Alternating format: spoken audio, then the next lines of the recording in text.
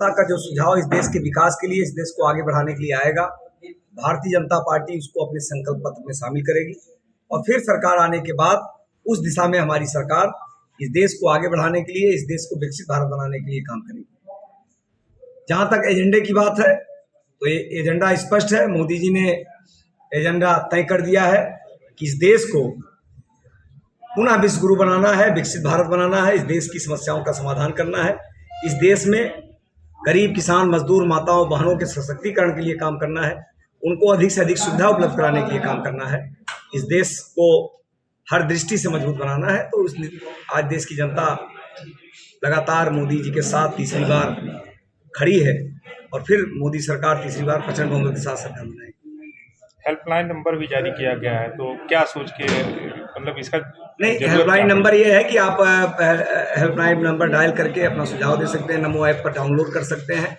तो इस प्रकार हमारी पार्टी लगातार अलग अलग कार्यक्रमों के माध्यम से ये सुझाव जनता का लेती रहती है और मोदी जी की यही विशेषता है कि कोई भी योजना भी लागू करते हैं तो जनता के सुझाव लेकर के करते हैं। नारी बंधन योजना में जो की बार बात हो रही थी, क्या सिर्फ बंटवारे में भी लेकर के उसी तरीके से बंटवारा होगा? नहीं, ये पार्टी हमेशा हमारी पार्टी ये ध्यान देती है कि समाज के सभी वर्गों को, महिलाओं को, पुरुष को, सभी जातियों को, सभी धर्मों को बराबर प्रतिनिधित्व दिया जाए, बराबर सम्मान दिया जाए। तो निश्चित रूप से इस साल करेगी पार्टी। राज्यसभा चुनाव में जो वोटिंग हुई है, अखिलेश जी उसको लेकर सवाल उठा रहे हैं, कह रहे हैं कि विधायकों की खरीद फरोख्त हुई है और चुनाव में खरीद फरोख्त। देखिए, अखिलेश जी अपनी अक्षमता को छुपाने के लिए अनाप शनाप की बयानबाजी करते हैं। उनके विधायक तो इतनी लाइन में लगे हुए हैं कि अगर भारतीय जनता पार्टी दरवाजा खोल दे तो शायद पार्टी में बचेंगे ही बहुत कम लोग। तो उनको अपने विधायकों को रोकने का प्रयास करना चाहिए, अपनी कमी को दूसरे के ऊपर नहीं थोपना चाहिए। सीबीआई का बुलावा भी आ गया, क्या टाइमिंग को लेके? कोई टाइमिंग का विषय नहीं है। इसके पहले भी नोटिस जो इससे जुड़े हुए अधिकारी थे उनके ऊपर जा चुकी थी। इसके पहले पूछताछ हुई थी। उस समय जो घटना घटी थी, मुख्यमंत्री जब जांच हुआ था और जिस प्रकार अनुमति दी गई थी खनन को लेकर के, पर्यावरण के नियमों को दरकिनार करते हुए उस समय मुख्यमंत्री अखिलेश यादव जी थे। स्वाभाविक रूप से ऐसी प्रक्रिया जब भी होती है तो मोदी जी ने कहा है कि कोई भी भ्रष्टाचारी जिन्होंने देश को लूटा है या भ्रष्टाचार किया है, हम किसी नहीं छोड़ेंगे। तो फिर बीजेपी में अशोक चौहान को क्यों शामिल किया गया, जिनपे आदर्श घोटाले का आरोप था? क्या वॉशिंग मशीन है क्या? देखिए, ऐसा है, बीजेपी में कौन आया कौन गया इसके जांच का कोई प्रभाव नहीं। बीजेपी में भी कोई भी आया होगा तो उसकी जांच रोकी नहीं दागी तो है ना, जांच रोकी नहीं गई। तो देखियो, जांच होना और जांच के बाद कार्रवाई होना, तो वो भी कोर्ट में चल रहा है, उनका भी कार्रवाई होगी, सजा होगी, जो भी होगी।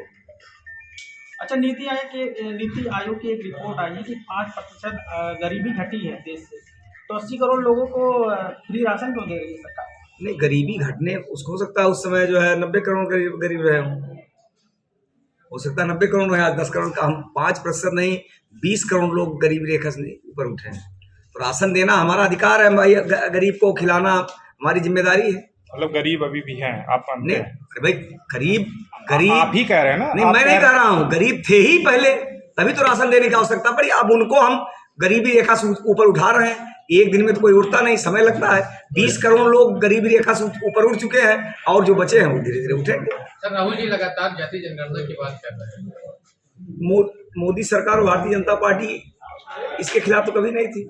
अभी नीतीश कुमार जी ने कहा, जहां पूरे देश में एक राज्य में जाति जनगणना हुई, नीतीश कुमार जी ने स्वयं कहा कि मोदी जी के आशीर्वाद से, मोदी जी के सहयोग से, मोदी जी के निर्देशन पर हमने ये काम किया है। राहुल गांधी कह रहे हैं कि यूपी के जेलों में सबसे ज्यादा मुस्लिम या पिछड़े जाति के लोग या दलित लोग ही बंद हैं। अभी राहुल गांधी से इसका उत्तर पूछिए। राहुल गांधी ये भी कहते हैं कि उत्तर प्रदेश के नौजवान गांजा पीता है और सड़क पर नाचता है। ये तो जवाब उत्तर प्रदेश का नौजवान देगा उनको। क्या ऐसा है? मैंने कह दिया कि भाई वो तो कुछ भी कर सकते हैं, वो तो कुछ भी कर सकते हो। तो कह रहे उत्तर प्रदेश का नौजवान गांजा पी करके सड़कों पर घूमता है। अखिलेश और राहुल दोनों साथ में आ गए। इसके पहले भी साथ में आए थे, उसका रिजल्ट उत्तर प्रदेश की जनता ने दे दिया था। इसके पहले बहुत बड़ा अलायंस 19 में हुआ था, उसका भी रिजल्ट देश की जनता ने उत्तर प्रदेश में अब की बार उत्तर प्रदेश में भारतीय जनता पार्टी 80 की 80 सीट जीतेगी। सर बहुजन समाजवादी पार्टी ने अपने आप को गठबंधन से अलग कर लिया है, बहुजन को आप कहाँ देख पा रहे हैं इस चुनाव में? बहुजन भी थर्ड फ्रंट की तरह अपना चुनाव लड़ेगी। अलायंस करना न करना नहीं, उनका भविष्य की संवैधानिक, भविष्य की बात। अलायंस करना न करना उनका संवैधानिक अधिकार है। भविष्य तो किसी ने देखा नहीं है, तो उस पर हम क्यों बोल रहे अभी हैं? आप 80 की 80 सीट जिता रहे हैं। नहीं नहीं, अरे मैं हम दावा हम जीत चुके हैं 73 सीट उत्तर प्रदेश में 14 में। हम 80 की दावा कर रहे हैं क्योंकि जनता का माहौल देख रहे हैं। जनता का माहौल देखना और किसी नेता के मन की बात पढ़ना दोनों में अंतर है। क्या सनातन भी मुद्दा होगा? इस देश के हर राष्ट्रवादी चीजें जो देश को मजबूत करने के विषय होंगे वो सब मुद्दा है।